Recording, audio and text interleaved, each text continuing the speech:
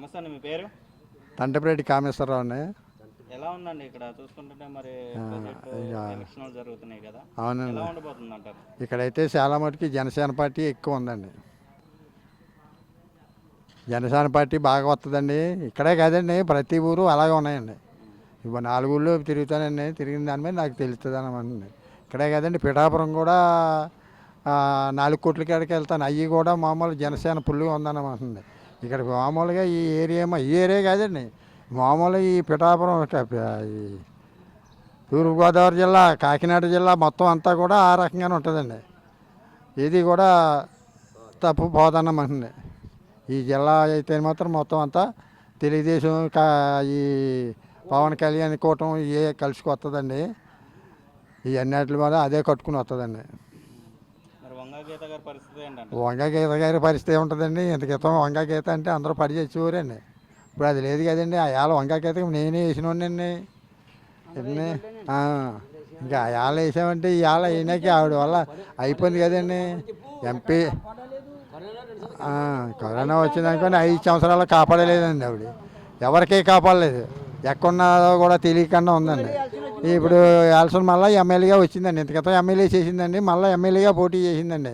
పోటీ చేస్తే ఇప్పుడు ఇన్నాళ్ళు బట్టి ఎక్కడికి వెళ్ళామని అడుగుతారండి. ఉప్పాల్లో కూడా అడిగారండి, మీరు ఇప్పుడు దాకానే 5 సంవత్సరాలు అయింది, మీరు ఎక్కడికి వెళ్ళారండి, మీరు ఎక్కడ కాపాడలేదని అడిగారు. అదండి ఎప్పుడు కూడా. ఇప్పుడు ఆవిడకి ఓట్లు లేవండి ఇక్కడ. ఏంటంటే ఈ ఈ ప్యాన్ ఏదో వచ్చేసి ఏదో ఆడవాళ్ళు వేసేస్తారో అన్న దృష్టిలో ఉన్నారండి. ఆడవాళ్ళు కూడా వేయరండి. ఇన్నాళ్ళ కాలం పోయిందండి, ఇంత కితకాలం పోయింది. ఎవరు ఎలా చేస్తున్నారో అందరికీ తెలిసిపోతుందండి. ఇప్పుడు రాజకీయం తెలిసిపోతుందండి అందరికీ. ఇంత క్రితం రాజకీయం వేరు, ఎన్టీ రామారావు చెప్పిన రాజకీయం మొత్తం అందరికీ కూడా బుర్ర ఎక్కేసి ఉందండి. ఆ రాజకీయాన్ని బట్టే ఇప్పుడు అందరూ కూడా తిరుగుతున్నారు. ఇప్పుడు పవన్ కళ్యాణ్ అయితే ఇంక చూడక్కర్లేదండి. ఏమండి 1,00,000 దాకా రావచ్చండి.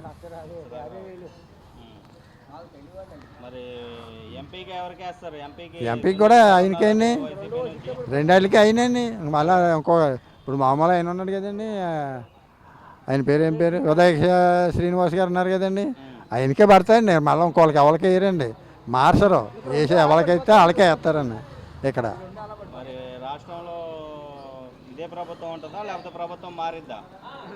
కొందరు అలాగే అంటున్నారండి, కొందరు అలాగే అంటున్నారు. మేము అనుకోవడం అయితే ఈ ప్రభుత్వం వస్తుందని అనుకుంటున్నాను. జనసేన పార్టీ అధికారంలోకే వస్తుందని నేను అనుకుంటున్నాను. మేము అనుకోవడం పచ్చతలోనే. అయితే ఆ పార్టీ వాళ్ళు అయితే మా పార్టీ వస్తుందని వాళ్ళు అంటున్నారండి. ఏమండి, అయితే దీని గురించి అయితే వాళ్ళు కింద మీద పడుతున్నారు, మేము కింద మీద పడుతున్నామండి. అయితే ఇప్పుడు వైజాగ్ ఉందండి, వైజాగ్ కూడా దీనికే బాగుందంటుంది. ఏమండి, ఇలా విజయవాడ కూడా దీనికే బాగుంది అంటున్నారండి. ఇలా బాగుందండి, మరి అదే వస్తుందని వాళ్ళు అంటున్నారంటే బాగా ఆశ్చర్యస్తుందండి. అదే జరిగింది. ఈ మామూలుగా ఈసారికి మాత్రం కంపల్సరిగా ఈ పార్టీ కొట్టుకునే వస్తుందని నేను అనుకుంటున్నానండి. నమస్తే అమ్మ, మీ పేరు? పద్మావతి అండి. ఎలా ఉందమ్మా ఇక్కడ మరి పిఠాపురంలో ఎలక్షన్లు జరుగుతున్నాయి కదా, అటు వైసీపీ నుంచేమో వంగ గీత గారు పోటీ చేస్తున్నారు, జనసేన నుంచి పవన్ కళ్యాణ్ గారు పోటీ చేస్తున్నారు. ఎలా ఉండబోతుంది అంటారు వీళ్ళిద్దరు? ఎలా ఉంటుందండి, పవన్ కళ్యాణ్ వస్తాడండి. ఎవరో పోటీ ఎలాగ ఉంటుంది కదండి, పోటీ లేకుండా ఎలసిన ఎలాగ పెట్టరు. పోటీలోకి అయితే మన గలాస్ వస్తుందండి.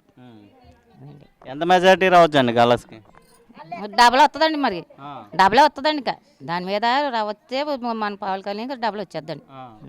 ఎందుకమ్మా మరి 10 ఏళ్లలో పరిపాలన బాగాలేదంటారా? ఏం పరిపాలన బాగుందండి, మన అందరిది కూడా ఊసి తినేస్తున్నాడండి. ఊసి తినేసి ఆ తర్వాత ఏదో కొంత పెడతానన్న పేరు వచ్చేస్తుందండి. అంతే అండి, తన అందరైతే మనకేం రాలేదండి. పథకాలు ఇస్తున్నారు అంటున్నారు కదా, ప్రతి ఒక్కరికి పథకాలు ఇస్తున్నాడు అంటగా. పథకం రూపాయి ఇచ్చి 2 రూపాయలు తింటున్నాడండి. రూపాయి ఇచ్చి 2 రూపాయలు తినేస్తున్నాడండి పథకంలో. మనల్ని ఏమన్నా మరి రచించినా కదండి అడిగితే పైకి. బాగుపెట్టాలంటే మన పవన్ కళ్యాణ్ వస్తే మన ఊరు బాగుపడుతుంది, మళ్ళీ మన దేశాన్ని బాగుపడుతుంది. అదండి. మరి పథకాలు అందరికీ అందట్లేదా? అందరికీ వస్తాయండి. ఇంట్లో నలుగురు ఉంటున్నారండి. ఒక ఇంట్లో పిల్లలు ఉన్న ఉంటున్నారండి, ఒక ఇంట్లో పిల్లలు లేని ఉంటున్నారు. పిల్లలు ఉన్న వాళ్ళకి ఎవరో ఒకరికి వస్తుందండి, ఆ పిల్లలు లేని కొంతమంది బాధపడుతున్నారండి. ఎందుకంటే అది అన్నీ పెట్టమని చెప్పారటండి అతోటి. మరి యువతకు ఉద్యోగాలు ఇచ్చామంటున్నారు, మీ యువతకు ఉద్యోగాలు ఏమైనా వచ్చినాయి అంటారా? ఏం వచ్చేయండి ఎవరికి ఉద్యోగాలు రాలేదని ఎంతో మంది ఉద్యోగాల కోసం వచ్చారండి. ఎంతో మంది రూపాయలు ఖర్చు పెట్టి రూపాయల జీతాలు అన్ని పెట్టుకుని ఎన్నో రూపాయల కోట్లు వచ్చారు. కొంతమందికి వచ్చాయండి, కొంతమందికి రాలేదండి. దాన్ని ఇష్టం ఉన్న వాళ్ళకి ఇచ్చుకుంటున్నాడు, ఇష్టం లేదని పక్క సైడ్ చేసేస్తున్నాడండి. మరి వాలంటీర్లు ఇచ్చామంటున్నారు కదా. వాలంటీర్లు ఇచ్చారండి, ఈ 5 సంవత్సరాలు పెట్టి తనతో పాటు ఉన్నారండి వాళ్ళు. తనతో పాటు తీసి పారేసారండి. మళ్ళీ పవన్ కళ్యాణ్ ఎక్కి మళ్ళీ ఏం చేస్తాడు, మళ్ళీ మా పరిపాలన మళ్ళీ చేయాలండి. మరి పవన్ కళ్యాణ్ అధికారంలోకి వస్తే మంచి చేస్తారంటారు. మరి పిఠాపురానికి మరి మంచి చేస్తారనే కదండి మేము అందరం కూడా పోట్లాడుతున్నామండి. పవన్ కళ్యాణ్ ఎక్కిందారేనండి మా చంటి పెడితో సగం కూడా పవన్ కళ్యాణ్ పేరు వస్తుందండి. జగన్ అనుభవం ప్రతి ఒక్కడు కూడా తిడుతున్నారండి. ఆయన సినిమా హీరో కాబట్టి అంత క్రేజ్ ఉంటుంది, ఓట్ల పరంగా పడవంటున్నారు కదా. మరి పడవండి. నిన్న రామారావు చేశాడు, నువ్వు పరిపాలన చేశాడు, రామారావు పడలేదండి. రామారావు చేయలేదండి పరిపాలన, అలాగే పవన్ కళ్యాణ్ చేస్తాడండి. అంతేండి. మరి చంద్రబాబు దగ్గర ప్యాకేజ్ తీసుకుని 23 సీట్లకి పరిమితం అయ్యారు అంటున్నారు కదా. అదేమో మనకు తెలియదు కానీ అండి, అది ఆ సీట్లు కూడా అని ఇది మాత్రం మా పవన్ కళ్యాణ్ మాత్రం వస్తాడండి. మన అందరూ సెంటిమెంట్తో సహా కూడా అతన్నే కోరుకుంటున్నారండి అది రావాలని. మరి రాష్ట్రంలో నెక్స్ట్ మరి ఇదే పరిపాలన ఉంటుందంటారా, మారుతుంది అంటారా? జగన్మోహన్ రెడ్డి గెలుస్తారా, మారుతారా? పవన్ కళ్యాణ్ మారుతాడు. మరి మా అన్నకే కదండి మనం అందరూ కోరుకుంటేది. మరి అదే రకంగా ఉంటే మేము ఎందుకండి పవన్ కళ్యాణ్ కోటేస్తాం. మళ్ళీ మారుతుంది, మళ్ళీ ఉద్యోగాలు అందరికీ వచ్చి వాళ్ళకి వస్తుంది. ఎవరు చేసే సేవలు వాళ్ళు చేస్తాడని పెడుతున్నారు కదా, అన్న సేవలు చేయాలి కదండి. మరి మళ్ళీ పవన్ కళ్యాణ్ ఎక్కాక మళ్ళీ ఏం పరిపాలన చేస్తున్నారు మళ్ళీ చూడాలి కదండి మనం. అదే అండి. నమస్తే అమ్మ, మీ పేరు? వీరగంగాలక్ష్మి అండి, కట్టుమూరి వీరగంగాలక్ష్మి. ఎవరండి? మాది అత్తగారిది అయితే కొత్తూరు అండి. కోలంకి వచ్చేసి 8 సంవత్సరాలు అవుతుంది. మేము ఇక్కడికి వచ్చేసామని ఇక్కడ నాయకులు అందరికీ తెలుసు. ఎన్ని సంవత్సరాలు అయిందో కూడా తెలుసు వచ్చేసి. కానీ మాకు ఇచ్చే ఉద్దేశం లేక, జగన్ పథకాలు ఇచ్చే ఉద్దేశం లేక, అంటే 4 మేళ్ళలో 4 ఎకరాల భూములు ఏసీలు అవి లేవండి ఇవ్వడానికి. అవి ఉంటే ఇద్దును. మరి ఆయన పథకాల్లో నవరత్నాల్లో ఏదో ఒక 2, 3 అందును. ఏమీ అందలేదండి. మరి అవి ఏమి లేక మాకు అవి ఉన్న వాళ్ళకి అయితే అందే. అంటే మొన్న ఒక ఆవిడ వచ్చింది నాయకురాలు. ఆ నాయకురాలు అన్నాను, ఇలాగ మాకు ఏది రానిలేదండి, పెట్టిన అప్లికేషన్లు కూడా తీసారని చెప్పాను. కోలంక మండలం పిఠాపురం మండలానికి ఎంపీ ఎవరో ఎమ్మెల్యే ఎవరో తెలుసు జనానికి. ఇక్కడ మనం పెట్టాక అలాగే చెప్తారు. ఒక ఆవిడ వచ్చిందండి, ఆవిడని అడిగాను నేను. అడిగితే నీకు అమ్మఒడి వస్తలేదు అంటున్నారు. అమ్మఒడి ఈ భూమి మీద ఇంక నేను ఒకదాన్నే కన్నోడు చెప్తున్నారు. అమ్మఒడి అందరూ పెట్టలు కానీ బళ్ళు వేసిన వాళ్ళు అందరికీ వచ్చే అమ్మఒడి. అమ్మఒడి కాకుండా ఒక ఇంట్లో 4 పథకాలు తిన్న వాళ్ళు కూడా ఉన్నారు. నేనేమీ కాదు, కాలనీకి పెట్టానండి, స్థలానికి పెట్టాను. స్థలానికని వెళ్ళి అడుగుదామని వెళ్తే ఆ రోజు మీటింగ్ అయితే సచివాలయంలో వీళ్ళందరూ అన్నారు ఆధార్ కార్డులు అవి మార్చుకుని 6 సంవత్సరాలు అయ్యి 6 సంవత్సరాలు అయ్యి ఉండాలన్నారండి. 6 సంవత్సరాలు. జగన్ ఫ్యూచర్లో వీడు స్థలాలు ఇస్తాడు, వీడు ఇల్లు కడతాడని మేమేం కలగనలేదు కదా 6 సంవత్సరాల క్రితం. అప్పటికే మార్చేసుకున్నాం, రాదన్నారు. అది అయిపోయింది. అప్లికేషన్ కాలనీకి ఒక 20 సార్లన్నా పెట్టుంటామండి మేము కాలనీకి. ఊర్లో నాయకులకి తెలిసి మాకు ఏముందో ఏం లేదో. అంటే ఏంటి, వాళ్ళ కుక్కల్లా తిరిగి వాళ్ళకి ఇస్తారు, ఎవరికి ఇంక ఉన్న వాళ్ళకి ఎవరికి ఎవరు. అన్ని మాటలు పడ్డామండి మేము.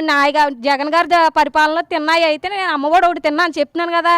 ఒకవేళ కుడి చేతి ఇచ్చి ఎడం చేతి తీసుకున్నా ఇంకా ఎవడో లెక్క చేయడు, ఇచ్చారు అది ఒకటే మాట్లాడతారు. కానీ అమ్మఒడి ఒకటే తీసుకున్నాను. ఉన్న వాటికి నేను పెట్టినా దానికి నేను అర్హత లేదని అన్నట్టుగా ఈ ఊళ్ళో వాళ్ళందరూ ఇంకా నాయకులు అందరూ కేటాయించేశారు. ఇంకా నాకు అంతకంటే లాభం ఏం పొందలేదు నేను. నాకైతే ఇప్పుడు జగన్ పరిపాలనలో పొందింది అయితే ఇది ఒకటే, ఇంకేమీ కాదు. ఎంత వచ్చిందమ్మా అమ్మఒడి సంవత్సరానికి? ఎంత వచ్చింది? ఫస్ట్ విడత అయితే 14,000 వచ్చాయండి, సెకండ్ విడత 13,000 వచ్చాయి. ఒకవేళ ఇప్పుడు కూడా దిగేసి ముందు వేస్తే ఇంకో 1000 తగ్గించేసి 12,000 వేద్దునేమో. నిత్యావసర వస్తువులు ఎలా ఉన్నాయి రేట్లు? నిత్యావసర వస్తువులు అంటే మరి ఆడు ఇలా ఇచ్చిది అలా తీసుకోకపోతే ఎలా ఇస్తాడండి? ఎలా ఉందని అడుగుతున్నారు. అది ఎప్పుడు నేను తాగలేదు, ఒకవేళ టేస్ట్ చూస్తే చెప్పునని చెప్తున్నాను. అది తాగిన వాళ్ళని అడగాలండి వెళ్ళి. అడిగితే ఆడేం చెప్తాడు, ఆడు ఎలాగా మందు ప్రియుడు కాబట్టి బాగానే ఉంది, ఇది ఉంది అది ఉందని అంటాడు. ఏంటి ఆ తాగిపోతాడికి ఇంక సంసారం ఎలా ఉంది ఏంటి, ఏం దండ పట్టదు ఆడికి. దండ పట్టదు కాబట్టి ఆడు కుడి చేతితో బ్యాందీ తెచ్చేసుకున్నాడు, తాగేస్తున్నాడు. ఈ కరెంట్ బిల్ పెంచింది, ఈడు అమ్మఒడి ఎత్తున్నాడు, ఇవన్నీ లెక్కేస్తున్నాడు, గ్యాస్ బండి ఇచ్చేస్తున్నాడు. కరెంట్ బిల్లు పెంచింది కానీ ఈ నిత్యావసర సరుకులు పెంచింది కానీ ఏమీ ఆడు చూడండి. ఆడు తాగేత్తమే చూసుకుంటాడు. ఈడు అందులో పెంచాడు అన్నది కూడా ఆడికి జ్ఞానోదయం ఉండదు, అంటే ఆడికి స్పృహ ఉండదు కాబట్టి ఇంక నిత్య కళ్యాణం పచ్చతోరణం అని ఎప్పుడు తాగేసి పడుకుంటాడు కాబట్టి. ఈడు ఇవన్నీ పెంచకపోతే మనకాయలు ఎత్తాడండి నవరత్నాలు. ఆడేమన్నా పక్కన పడేసుకున్న సొమ్ము ఏమైనా ఎత్తాడా మనకే? ఆడు పక్కన 3 రూపాయలు కోట్లు కూడబెట్టాడు, అయ్యాలు ఎత్తాడు ఇవ్వడు. ఆడు ఏదో ఇచ్చేస్తున్నాడు, మా జగన్ ఇచ్చేస్తున్నాడు అంటున్నారు. జగన్ ఇచ్చేసినా ఎవరికి ఇచ్చేస్తాడో ఖచ్చితంగా పెరుగుద్ది. అయితే మరి మొన్న జగన్మోహన్ రెడ్డికి బస్సు యాత్రలో రాయి తగిలింది కదా, అది కోడి కత్తిలాగానే డ్రామా అంటారా, లేకపోతే ఇప్పుడు నిజంగానే తగిలింది అంటారా? అవి మరి అటువైపుకి వెళ్ళలేదు కదండి, తెలియదండి నాకు అయ్యేమి. అయినా జగన్ నాకు ఆ స్టేషన్ పెట్టి చూడండి, అది ఒకవేళ నిజంగా మనకి నిజమన్నా అబద్ధమన్నా నిజంగా తెలియాలంటే మెయిన్ జగన్ పార్టీ వాళ్ళు అయితే ఆడి మాటలు నమ్ముతారు కాబట్టి సాక్షి స్టేషన్ పెట్టుకుని చూస్తే మొత్తం అందులో రాజమౌళి బాహుబలి 3 సినిమా 2 ఉంది కదా, 3 సినిమాలే స్క్రిప్ట్ అల్లేసి చెప్తాడు మొత్తం. అది కోడికత్తిలా నాటకమో లేకపోతే నిజమో ఏమో, ఒకవేళ గెరేస్తే చాలాకేమో అసంతృప్తి ఉందో గెరేసారమ్మో అండి. ఫైనల్గా చూసుకుంటే మరి రాష్ట్రంలో ఏ ప్రభుత్వం వస్తే రాష్ట్రానికి మంచి జరిగింది అంటారు? రాష్ట్రంలో ఏ ప్రభుత్వం వచ్చినా కూడా అభివృద్ధి అనేది కావాలండి.